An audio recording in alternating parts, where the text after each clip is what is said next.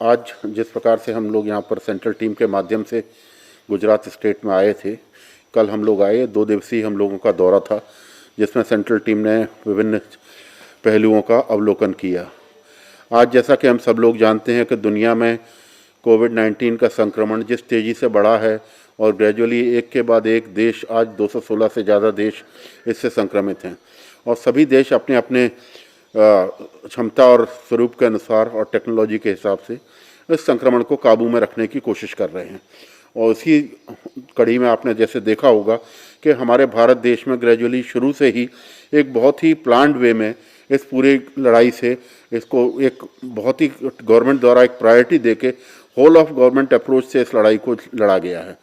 और इसी के फलस्वरूप हमने जो देखा है कि दुनिया में भारत देश का मृत्यु दर और भारत देश में बीमारी के फैलाव का दर,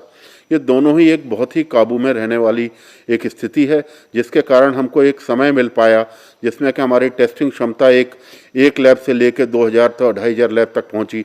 और उसी प्रकार हमारी टेस्टिंग स्ट्रेटजीज़ जो कि बहुत ही एक रूडिमेंट्री स्टेज में हम कह सकते हैं शुरू में थी, आज हमारे टेस्टिंग सेंटर और टेस्टिंग प्लानिंग और प्रोटोकॉल्स एक बहुत फर्म्ड अप तरीके से पहुंच गए हैं। और उसी के फलस्वरूप हमें जो देखने को मिल रहा है कि हमारे लोग जल्दी से रिकवरी रेट हमारा इम्प्रूव हो रहा है, हमारी मृत्यु दर लगातार घटती जा रही है और लगातार हम देख रहे हैं कि एक्टिव केसेस का दर भी एक बहुत ही दायरे के अनुसार चल रहा है। तो अब इसमें मैं ये कहना चाहूँगा, जिस प्रकार हम लोग यहाँ पर आए कल और एक केंद्रीय दल के माध्यम से, क्योंकि ये लगातार चलने वाली प्रक्रिया है जिसमें केंद्रीय दल और राज्य सरकार बराबर रूप से सहयोग करते हैं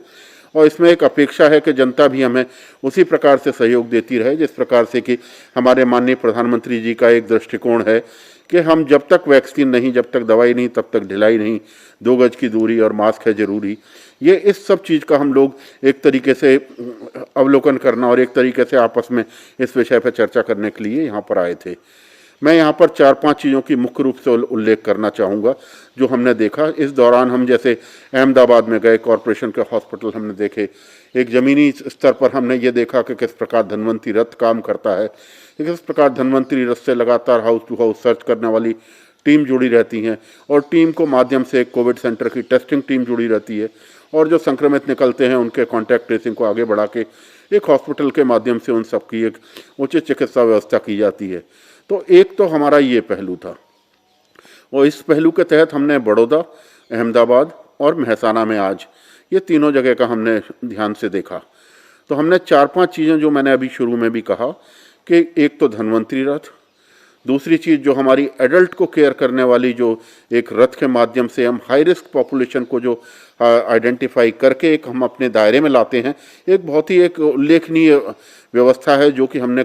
एक पाया कि इसके माध्यम से हम लोग अपने वल्नरेबल पॉपुलेशन को एक समुचित केयर और टाइम बाउंड तरीके से उनका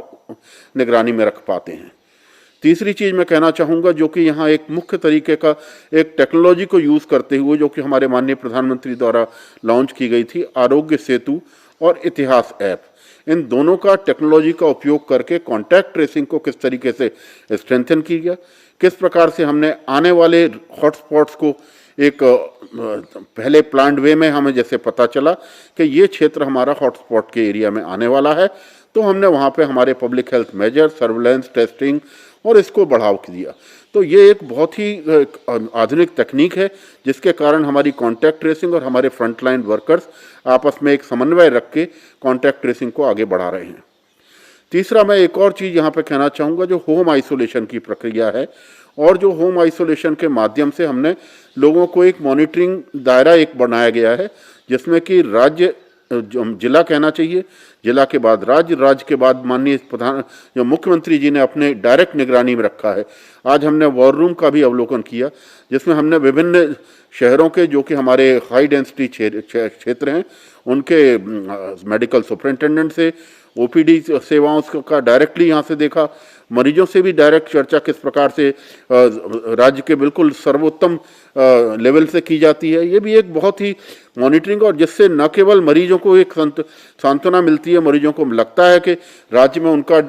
बराबर ध्यान रखा जा रहा है, बल्कि हमारा जो एडमिनिस्ट्रेटिव तंत्र है, डॉक्टर्स हैं और हमारे जो प्रशासनिक अधिकारी हैं और जो हमारे कानून व्यवस्था के रखवाले हैं, उन सबको भी इस बात का एक भरोसा मिलता है कि राज्य में कहीं ना कहीं राज्य की प्रशासन उनका ध्यान रखे हुए है और इस सब का लाभ अंत में जाके जनता को हमारी मिलता है।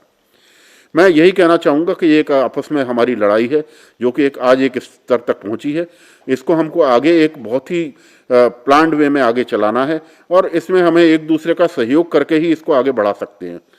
अंत में मैं फिर से वही बात कहना चाहूँगा कि जो हमारे माननीय प्रधानमंत्री जी ने बार बार जिसके ऊपर स्ट्रेस किया है और उसी को हमको ये देखना चाहिए कि हमारे जो हॉस्पिटल्स का जिसका कि एक हब एंड स्पोक मॉडल, एक हमने बड़ा अच्छा यहाँ पर एक प्रयोग देखा कि एक पेरिफेरल हॉस्पिटल किस तरीके से टर्शरी केयर हॉस्पिटल से चिकित्सा सेवाओं को एक दूसरे से जोड़ता है, जिससे कि मरीज जो हमारे कोविड केयर सेंटर में जाता है वो भी एक टर्शरी केयर के दायरे में आ जाता है। ये एक बहुत अच्छा है और ई संजीवनी के माध्यम से जगह जगह जो रथ यहाँ पर जो घूम रहे हैं और वो भी एक मौलिक प्रयोग हम कह सकते हैं जिसने कि हमारी चिकित्सा केयर को इस कोविड के एरा में जन जन तक पहुँचाया है। तो मैं सभी से, जनता से सहयोग करूंगा कि प्रशासन का इसमें कंधे से कंधा मिलाकर साथ दें जिस प्रकार देते आए हैं। और मैंने ये बहुत अच्छा यहाँ पर देखा कि मास्क का भी एक बहुत ही जन आंदोलन के रूप में प्रधानमंत्री जी के संदेश को सबने लिया है और हम लोग इसी प्रकार इस लड़ाई को आगे जारी रखेंगे और प्रशासन और जनता के सहयोग से मुझे पूरा विश्वास है कि हम इस लड़ाई में एक विजयी रूप से आगे आएंगे।